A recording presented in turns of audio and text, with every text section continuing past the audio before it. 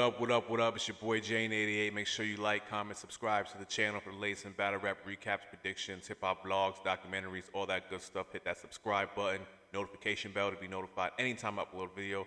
Let's get into it, y'all. All right, we ain't wasting no time. They just dropped Murda Mook vs. Hitman Holla on the TBL page. This is my third time watching it, and this is going to be a straight to the point review, no bar breakdown, but I watched this three times, you know what I'm saying?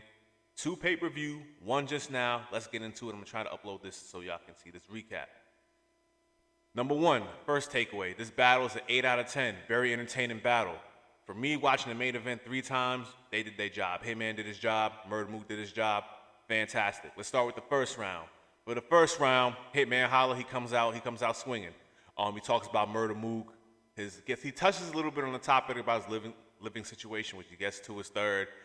The only thing with Hitman Holla, like, his bars were kind of predictable. Like, you see how the ending punch was a mile away. He did that slow flow. With that slow flow, it's very easy.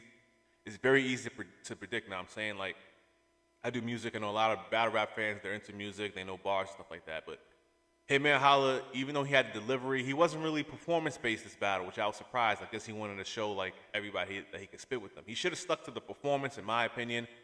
It would have been a little closer because his bars were kind of predictable. He did like the whole drawn out thing. You can see, you could predict what the last 2 bars were going to be. And it kind of took away from his performance and his bars, his material, to be real with you. It's kind of predictable. Murda Mook, though, the 3 L's before, learn your lesson later. The 3 L's after, that was fire.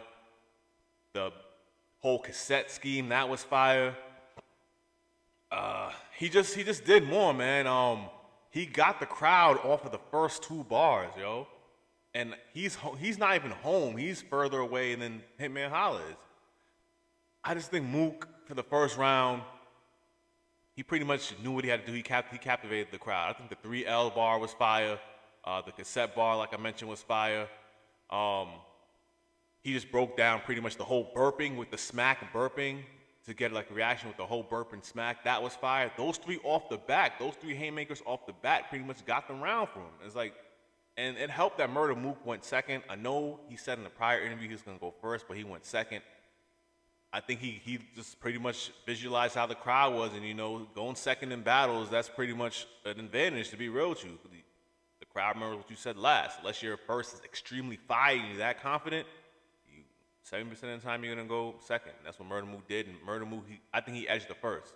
Hitman Holla, he had pockets here and there, but I think he didn't really go all the way in with, like, haymaker, so to say. He was just kind of, like, leading up to his third. Like, but you'll see what I'm saying. But I had Murda Mook winning the first. Hitman Holla with the second. He had the rebuttal. I just think he kind of wrote down this one, but he had the AMG mode with the AMG flips and everything like that, which was dope, reminiscent of Surf. So I think Hitman Holla's second was pretty good. Murda Mook second, he pretty much had the rebuttal, like, oh, they don't know my material, and he had the crowd saying his stuff. So that was pretty dope.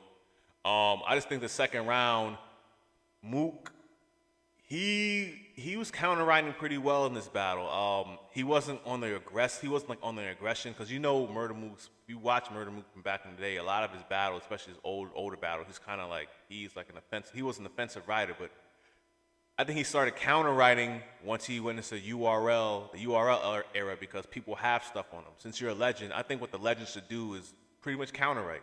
All legends, in my opinion, should counter-write, and the rookies should be more on the offensive side. That's just my opinion.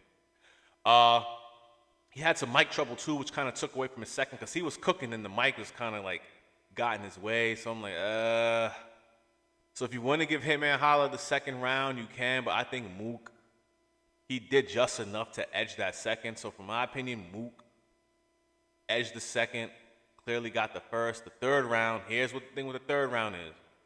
Hitman Holla, you had the paperwork.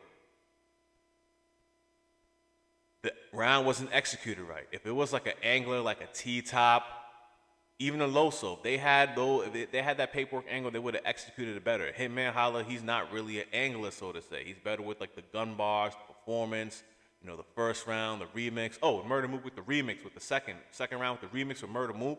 That was fire, because it sounded like he was going to stumble, but he flipped it off to the remix, like have the show out to have something do something different. That was fire. See, Mook, he took something out of Hitman's page and he applied it to his. You know what I mean? If Hitman would have done the same thing with Mook, which he tried to do, but some things just don't work for certain battlers, you know what I mean? And that's another thing how Mook got this edge second round. He had that remix thing. He thought he was going to choke it. He didn't. He got the crowd that way. That was fire. But back to the third round, yo. The whole paperwork thing. Like, even on the, on the,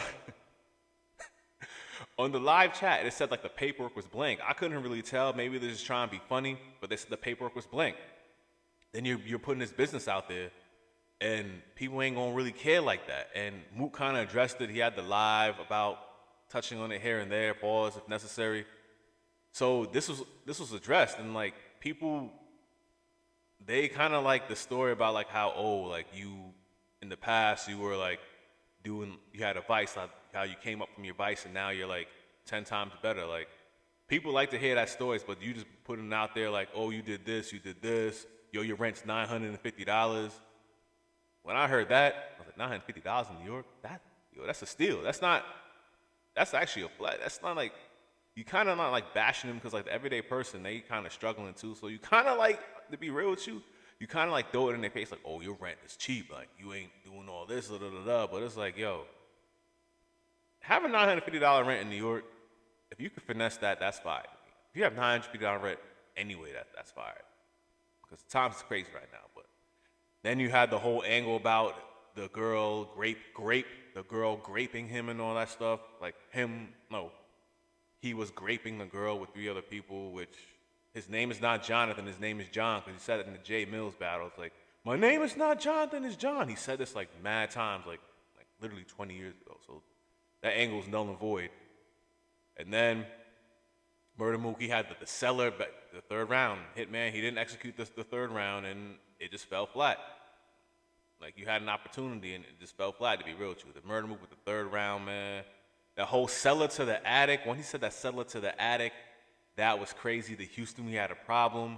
That was crazy. Mook just pretty much showed that there's levels in writing. His pace was fire. And one thing about Murda Mook, he's figuring out what to do in this era. He's counter-writing. Counter-writing.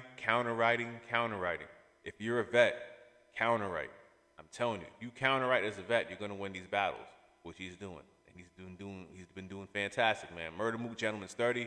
Told this ain't going to be a long vlog. I watched this 3 times. $950, name of the vlog. Mook with a Gentleman's 30. Can't wait to see who he's battling next. I heard it's T-Top. Maybe he's going to battle Surf when Surf gets out end of this year, next year. Maybe he'll battle Surf. Maybe sometime this year. This time next year, I'm sorry. So yeah, dope battle, 8 out of 10. If you haven't seen it, go on to YouTube, check it out. Quick recap. Like, comment, subscribe. Peace.